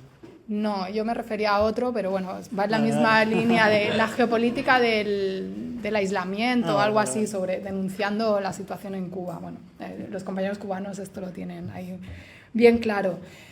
¿Qué sucede? Que cuando yo decía en la bipolaridad había dos modelos antagónicos, por supuesto con sus intereses particulares, su manera de actuar en el escenario internacional maximizando su beneficio, sea la expansión del socialismo, sea la expansión de sus aliados en sus zonas de influencia o lo que sea. Pero ahora hay todo un debate, ¿no? Sobre si China, qué tan socialista la vía China al socialismo. Lo cierto es que China tiene otra manera de conducirse, que también podríamos debatir si la URSS realmente tenía esta visión como podía tener la Cuba revolucionaria de ir a luchar contra el apartheid, ¿no? Hasta qué punto ahí la URSS dijo, bueno, eso no, nosotros no estamos por expandir el socialismo. De hecho, en la época stalinista fue muy claro, ¿no? Esto de eso, que el socialismo se podía construir en un solo país. No. Entonces, esos bloques y esos actores que hay están en el marco del capitalismo, lo decía Leiner antes. ¿A qué aspira un Estado socialista? ¿A poder financiarse con el FMI? A entrar en los BRICS, pero es que en los BRICS está Arabia Saudí, que es aliado de Estados Unidos, y en los BRICS está Brasil, que boicoteó la entrada de Venezuela a los BRICS, ¿no? Y los BRICS se comportan desde una lógica de, bueno, buscar una maximización de sus negocios, unas alianzas mutuamente provechosas, pero sin salir de una lógica capitalista. Incluso en su forma de funcionamiento copian lógicas del FMI internas, ¿no? Entonces, el capitalismo no es solo unas relaciones sociales y económicas productivas, también es como un sentido de posibilidad, ¿no? Parece que no hay nada más allá del funcionamiento del capitalismo. ¿Cómo vas a cobrar tú si te ha tocado el piso de tu abuela un alquiler por debajo del mercado? Eres tonto, ¿no? O sea, hay que hay que especular, hay que ganar más. O sea, eso es el capitalismo, ¿no? Y en ese sentido la corrupción, pues que es capitalismo puro y duro. Es mezclada con otras cosas, porque claro que hay corrupción también en el socialismo y de hecho la doble economía y la corrupción en la Unión Soviética fue uno de los motivos del colapso, ¿no? Del sistema, de la pérdida de confianza de ciudadanos y ciudadanas de la Unión Soviética cuando veían que esos principios de igualdad sobre los que se sustentaba libertad absoluta, igualdad, bueno, todo esto teóricamente, ¿no? Pero en los que se sustentaba el modelo, en la práctica se traducían a que si había una dificultad por X motivos, no vamos a entrar, de atención médica o de acceso a determinados recursos, pero si tú pagabas a no sé quién, te lo conseguía, pues ahí ya tienes el germen de esa corrupción que genera distinciones, que genera, por decirlo en términos liberales, desafección política y que genera pues un descreimiento del propio sistema. Y en Venezuela, voy a hablar de Venezuela que lo conozco más, claro que sigue la corrupción, porque es que además la corrupción que había en la Cuarta República en Venezuela era sangrante a niveles estratosféricos. ¿Por qué? Porque había mucho de dónde robar, porque era un estado petrolero. Entonces, imagínense, ¿no? Ahí lo que se puede uno afanar. ¿Y qué se puede hacer desde el pueblo? Pues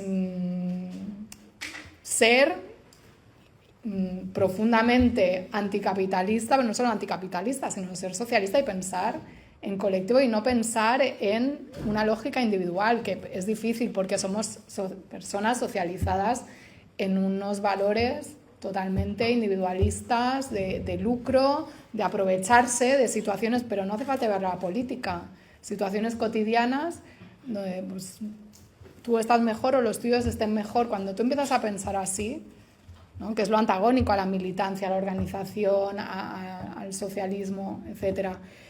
Entonces yo creo que eso pasa por procesos de construcción de conciencia, pero que no se hacen en abstracto, se hacen unas coordenadas determinadas que son heredadas y que se van transformando aquello que el Che decía, el hombre nuevo, la mujer nueva, con una praxis diferenciada, pero que cuesta mucho porque también habla de ese concepto de la cultura política, ¿no? Que tienen los estados o los pueblos, que son rasgos genéricos que vienen de cuestiones históricas, que están vinculadas con lo material y con lo político, lo económico, y que se cristalizan y que transformarlos pues, es una cosa de años. Luego, he dicho gobierno y tomar el gobierno, tomar el poder. No, creo que no tanto lo de gobierno-estado. Pero bueno, sí, claro, si alguno sois o alguna de ciencia política, pues son cosas diferentes, ¿no? Tú puedes tener el gobierno, pero no tener el control del Estado, porque el Estado es otra cosa. O sea, el Estado es como la casa donde te dejan las llaves, ¿no? Tú como gobierno y dices, vale, ahora vamos a tratar de cambiar esto. ¿Y qué pasa cuando alguien quiere cambiar el Estado, que tiene sus mecanismos propios, sus funcionarios? O sea, eso que hablaba Trump del Deep State, que estaba en su contra, pues tenía parte de razón, porque hay, como diría Luis Suárez, un gobierno permanente y un gobierno temporal, ¿no? El gobierno permanente es eso, es desde los funcionarios que son por oposición, que eso también da unas garantías, ¿no? Porque tú estás ahí, pienso, no voy a hablar de los jueces, ¿no? De cualquier otro nivel de la administración, y no te pueden echar, entonces se supone que tú eres apartidista y estás por encima de las trifulcas políticas, pero tú también generas unos intereses propios de corporativos o unas renuncias al cambio, porque tú sabes cómo se hacen las cosas y porque va a venir uno a decirte cómo se hacen, ¿no? Si tú lo sabes, y a cambiar esto. O un gobierno a decir que ahora el Estado tiene que ser plurinacional. ¿Qué? Esto, perdona. O sea, y ya se activan esos mecanismos del Estado que también son una cristalización, y que en el caso del Estado español, pues sabemos de dónde viene el Estado español, ¿no? Una dictadura franquista y de una tradición muy poco democrática, donde las clases dominantes han considerado, como en todos lados, pero con unas particularidades, igual que en América Latina, que los estados son suyos. Y en Venezuela, Cuba no voy a hablar, en Venezuela es muy evidente, ¿no? O sea, Chávez tuvo que hacer algo que se llamó las misiones, puso al ejército ahí para desplegar las políticas sociales, pues se encontró con una burocracia que estaba ahí incrustada y que no quería cambiar nada, ¿no?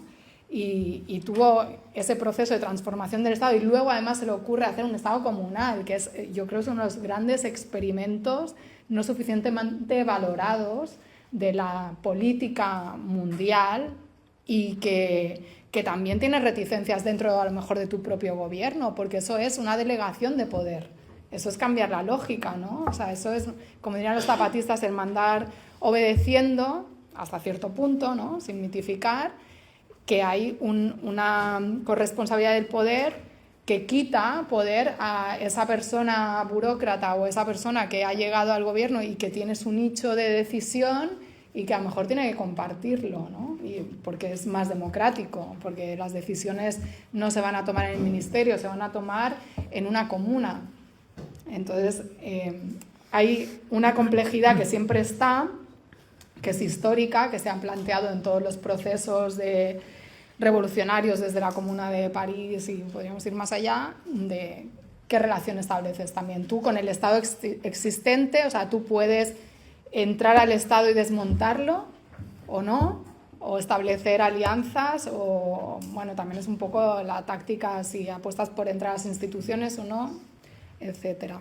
Luego, para mí la lucha ecologista es fundamental, o sea, es que es vital y no se puede disociar del socialismo. El socialismo también viene de esa tradición, aunque ahora haya quien quiera olvidarlo, igual que el tema del feminismo, ¿no? Que parece que solo hay referentes liberales de la lucha por la igualdad de los seres humanos, también las mujeres. No, la tradición socialista ha tenido claro eso. ¿Por qué? Porque está en Marx, o sea, el capitalismo es explotar la naturaleza, y funcionar desde una lógica ecologista implica funcionar desde una lógica no capitalista, aunque pueda haber un ecologismo, un capitalismo verde, un pseudoecologismo. Ahora bien, esto en la teoría, como supervivencia fundamental, en el corto plazo es más complicado, sobre todo si tú de repente pues gobiernas un Estado que tiene que depende del petróleo, ¿no? Petro hace este discurso en contra del petróleo y tal, pero porque no es Venezuela.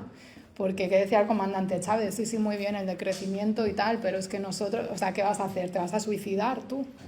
¿Cómo vas a renunciar a explotar eso sin ningún tipo de compensación? Además, es que aunque quisieras, tendrías que hacer un proceso de transición de años o décadas para buscar otras opciones productivas, para que todo el globo, o sea, para cambiar el capitalismo fósil en el que vivimos. O sea, y no puede hacerlo nuevamente solo un país y exigirle, como él decía, ahora que Europa ya contaminó todo lo que quería, ¿no?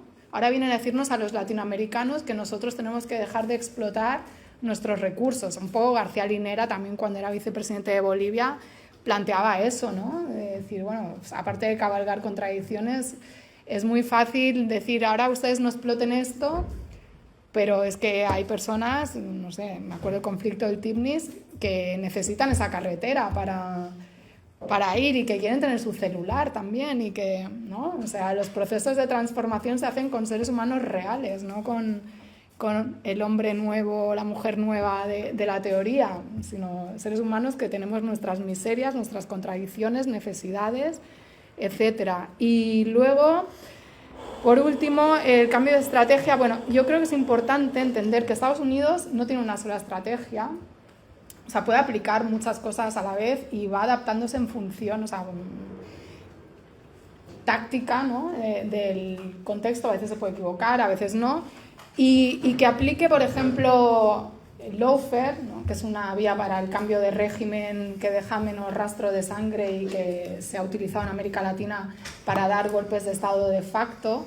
No quiere decir que en paralelo no pudiera estar aplicando pues, una invasión delegada con mercenarios en Venezuela, o una guerra económica contra Cuba, contra Venezuela. Quiero decir, sí es cierto que en cuanto a la pregunta, ¿no? De por qué no una invasión armada abierta, o sea, por qué no entrar con tropas a Venezuela, ¿no? Aparte de estos bombardeos que se hizo, bueno, porque igual se hubieran metido en una guerra popular prolongada, o igual no, porque ahí lo que se presume es que se negoció, ¿no? O sea, o se hizo eso y rápidamente lo que quedaba del gobierno chavista negoció. Entonces, ¿podrían haber hecho eso? Yo creo que, nuevamente volviendo a lo que decía al inicio, creo que manejan diferentes escenarios. ¿Y por qué se impone uno u otro? Ese es el gran qué, ¿no?, de análisis también en política exterior, o sea, qué es lo que lleva a que se tomen determinadas decisiones, qué peso tiene cada uno de los actores, o sea, qué tanto peso tiene Marco Rubio, por ejemplo, en cuanto a Venezuela, un momento en que estaba sobre la mesa la posibilidad de ir por la vía de negociación con Richard Grenell, y estuvieron liberando presos y parecía, ¿no?, que, y además el presidente Maduro lo dijo, nosotros estamos dispuestos, ¿qué quieren? Más porcentaje en el negocio petrolero, estamos dispuestos, a esto venía desde antes, se estaba hablando, se estaba negociando.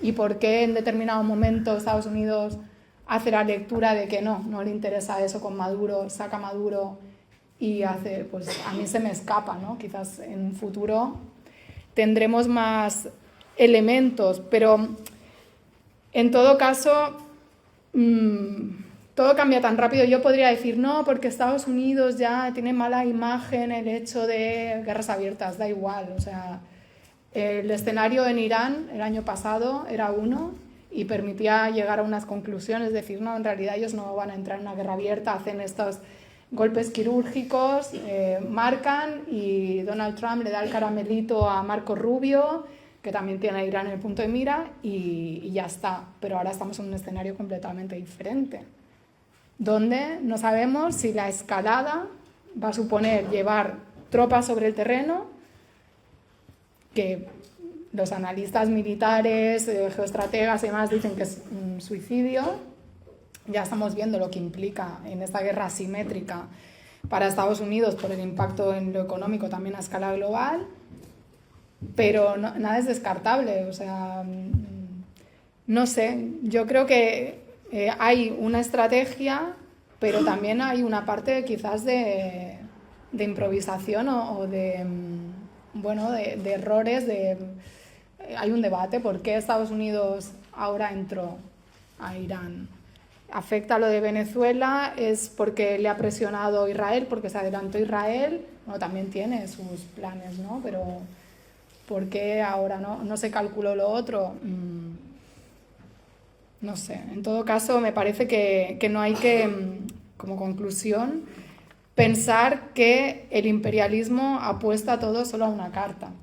Yo creo que siempre juega con muchas opciones, y con un presidente como Donald Trump y en un marco donde se han pasado muchas líneas rojas y donde ellos están abiertamente verbalizando cosas que formaban parte de ese consenso que decía Leiner de bipartidista, ya no tienen necesidad de medirse, o sea, les da igual. Eso quizás es lo más chocante, ¿no?, en el debate público, mediático, ante mucha gente, que todo el mundo piensa que podemos mañana estar asistiendo quizás a que lancen una bomba nuclear contra Irán o quién sabe qué. Entonces, ¿esto en qué doctrina entraría? Bueno, digo, mira, pues se parece a lo que hace en la Guerra Fría, pero a lo mejor pues Donald Trump dice, no, es la doctrina mía, que hago lo que me da la gana. No es tan así porque no depende de una persona, insisto. Pero cuando ese Estado tiene un gobierno que se puede imponer con la fuerza y va ahí, no sabemos si a lo mejor acabarán cargándose a Trump y tal, pues puede suceder cualquier cosa, no sé, yo creo que estamos en un interregno totalmente ahora mismo.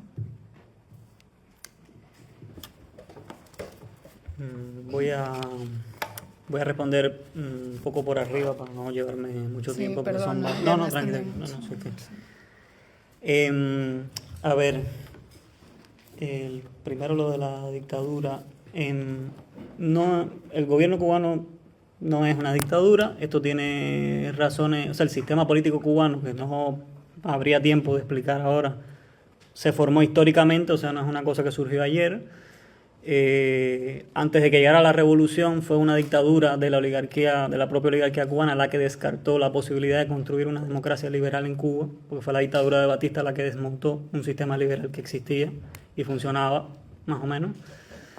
Y la revolución, por supuesto, en su inicio no, en su primer inicio no, pero paulatinamente se planteó, llegó a plantearse, al inicio se planteaba retornar un poco a esa democracia liberal, pero al final se planteó construir otro tipo de formas de participación popular que se sustentaron muchísimo, primero en construir un nuevo Estado saneado, con nuevas personas, con gente popular que no representaran, porque por lo que había dicho, al final todos los representantes de ese Estado, esa burocracia casi en pleno, emigró. Entonces era un nuevo tipo de Estado que funcionaba con una nueva ética, que tuvo muchísimos problemas, desde el inicio mucho burocratismo, pero se distinguía por un nivel de ética en el accionar, de bajos niveles de corrupción, que con los años, por supuesto, que han aumentado. Pero yo no creo que se comparen con los niveles de otros países de América Latina, me parece. Habría que verificarlo. Y luego además un sistema que funciona con un único partido, porque los tres partidos que hicieron la revolución al inicio llegaron al acuerdo y al convencimiento de que había que unificarse en un único partido comunista de Cuba, que al final terminó monopolizando, para bien y para mal, todas las expresiones políticas diferentes que existieron y que fueron muy variadas a lo interno del campo revolucionario y también en sus alrededores. Y eso es el legado que se tiene hasta ahora de ese sistema político, que tiene muchas aristas por las cuales se pudiera reformar en favor de una mayor democratización, sin duda. Por supuesto que el liderazgo de Fidel por casi 50 años fue una cosa muy fuerte y fue un elemento absolutamente legítimo de cara a la gente, pero que eventualmente se mordió la cola porque planteó en algún momento el problema del relevo generacional, que es en el problema en el que estamos ahora, donde hay una nueva dirigencia política que para nada tiene el mismo nivel de legitimidad que tuvo la generación histórica y que, por supuesto, si tú tienes menos legitimidad, tú tienes menos capacidad de control y menos poder en la práctica.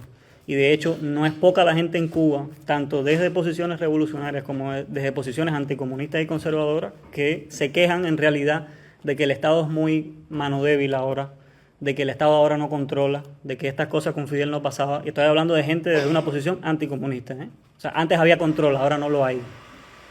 Y de hecho, el Estado actual ha permitido un margen de disenso más amplio, más variado, que el que se permitió en los últimos años de gobierno de Fidel, por ejemplo, y ustedes habrán visto protestas populares, genuinamente populares en Cuba, en contra del gobierno, que dicen abiertamente abajo Díaz-Canel, que es el presidente de Cuba. Curiosamente nunca dicen abajo Raúl, quien evidentemente sigue siendo la figura de máximo poder en Cuba. ¿Por qué? Porque es una figura que todavía tiene una legitimidad popular, porque estaban en la sierra, porque se alzaron en armas contra una dictadura, o sea, eso todavía sigue apelando a cierta memoria histórica que no es tan lejana, que por ejemplo a mí en lo familiar me viene de mis abuelos que sí vivieron eso, ¿no? O sea, hay gente que todavía tiene abuelos que han vivido eso. Por eso digo, hay un margen para el disenso ahora en realidad superior y en realidad el poder del Estado ha disminuido bastante. Entonces, ¿es una dictadura? No, realmente no tiene los atributos de una dictadura porque no es un gobierno que se sostenga sobre el miedo y la represión y el terror de la gente.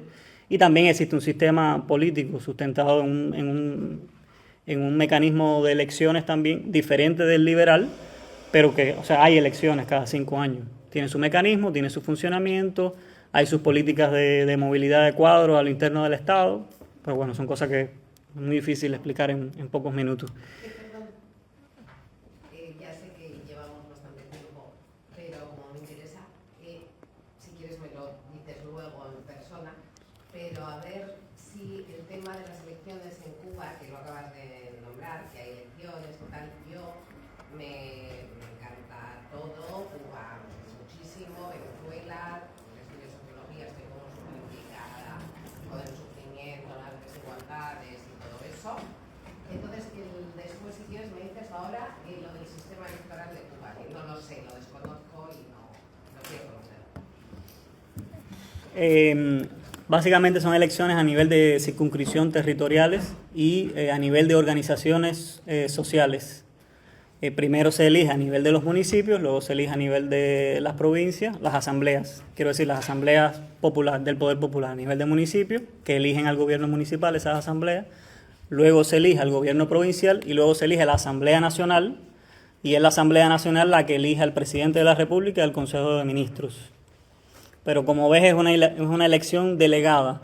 O sea, el presidente... Como Estados Unidos, que también es indirecta. Bueno, ya, pero eso es... Bueno, no, eso sí está muy fuerte. Pero eso para, sí, o sea, para que la gente sepa que también son elecciones indirectas en Estados Unidos. O sea, es la Asamblea Nacional la que elige al presidente de la República.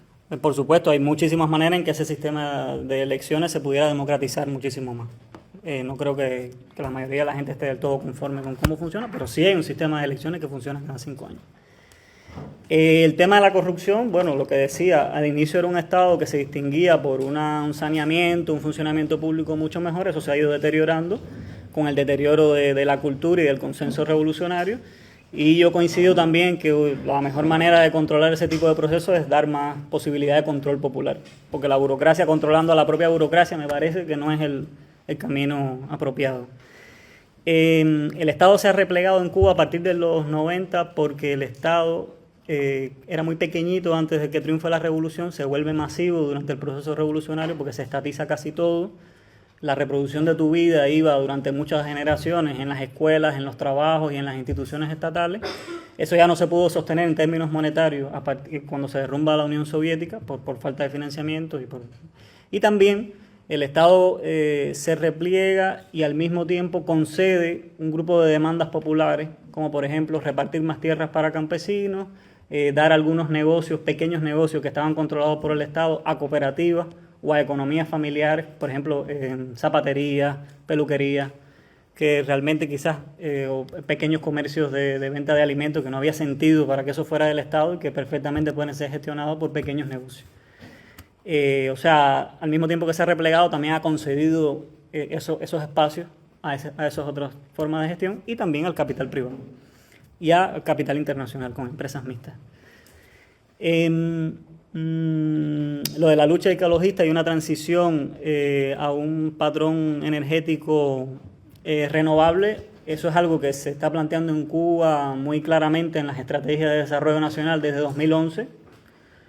Y había una estrategia diseñada que no se cumplió en lo absoluto, por falta de financiamiento sobre todo, porque es una transición que cuesta mucho dinero y Cuba hasta ahora no había tenido un apoyo financiero considerable en eso. Justo desde el año pasado, con China finalmente se logró negociar para que hagan una inversión considerable en parques fotovoltaicos que ya están representando un % todavía muy bajito, pero de generación eléctrica que para la situación en la que está Cuba, que está teniendo 20 horas de apagón al día probablemente, todos los días, o sea, prácticamente hay más apagón que luz eléctrica, pues sí empieza a marcar un poquitico la diferencia, pero todavía es imperceptible, hace falta mucho dinero para eso. Lo del la multipolaridad, mi criterio coincide con el de Arantxa, hay un único sistema mundo capitalista, no hay una multipolaridad económica real, hay regiones económicas, hay regiones de integración económica, como la Unión Europea puede ser, o como la ASEAN puede ser en el sudeste asiático, pero en esencia hay un único sistema capitalista integrado, global, que es por primera vez integrado y global después de que se derrumbió la Unión Soviética, que significó también la destrucción de otro sistema internacional alternativo, con todos sus defectos. Entonces esa es una unipolaridad económica y que yo considero que a la larga también es desde el punto de vista ideológico, un único horizonte al final neoliberal, capitalista, etcétera, pero que por supuesto es como siempre el capitalismo se ha construido con la unidad del sistema mundo económico y la diversidad de poderes estatales. ¿Por qué? Porque así ha sido históricamente y porque así sigue funcionando. Entonces ahí en la diversidad de los estados y en la diversidad de los poderes geopolíticos es donde está la disputa, creo yo, ahora mismo. No sé si hay aspectos de multipolaridad en un orden que al final, desde el punto de vista ideológico y económico, en mi criterio, es unipolar. Y sobre el patriotismo, el fuerte arraigo del patriotismo en Cuba tiene que ver con que es una nación colonial que se tuvo que construir como negación de aquellos que lo dominaban. y es una construcción de la nacionalidad que no ha sido desde arriba, o sea, no ha sido un proyecto estatal de vamos a unificar el castellano o vamos a conquistar y expulsar a los moros, sino que ha sido un proyecto de construcción nacional construido desde abajo, desde las masas populares, o sea, en contra de un dominio extranjero. Y ha sido un proyecto de construcción nacional muy deseado por la gente, por otra particularidad que tiene Cuba, que fue como cuando España conquistó Cuba, exterminó a los 100.000 pueblos indígenas que había en Cuba, hubo que repoblar Cuba en todos los sentidos, tanto implantar en Cuba gente para que trabajara, como implantar en Cuba gente que dominara a los que trabajaban. Todo hubo que importarlo a Cuba, ¿no? Entonces eso es una población que crece mucho a partir del desarrollo del capitalismo azucarero en Cuba en el siglo XIX, que está acabada de llegar al país y que está anhelando desde su posición popular y subordinada tener una identidad propia, que ya no puede ser la que tenían ellos cuando estaban antes de ser secuestrados en África o antes de venir por la pobreza desde España a Cuba, quiero decir.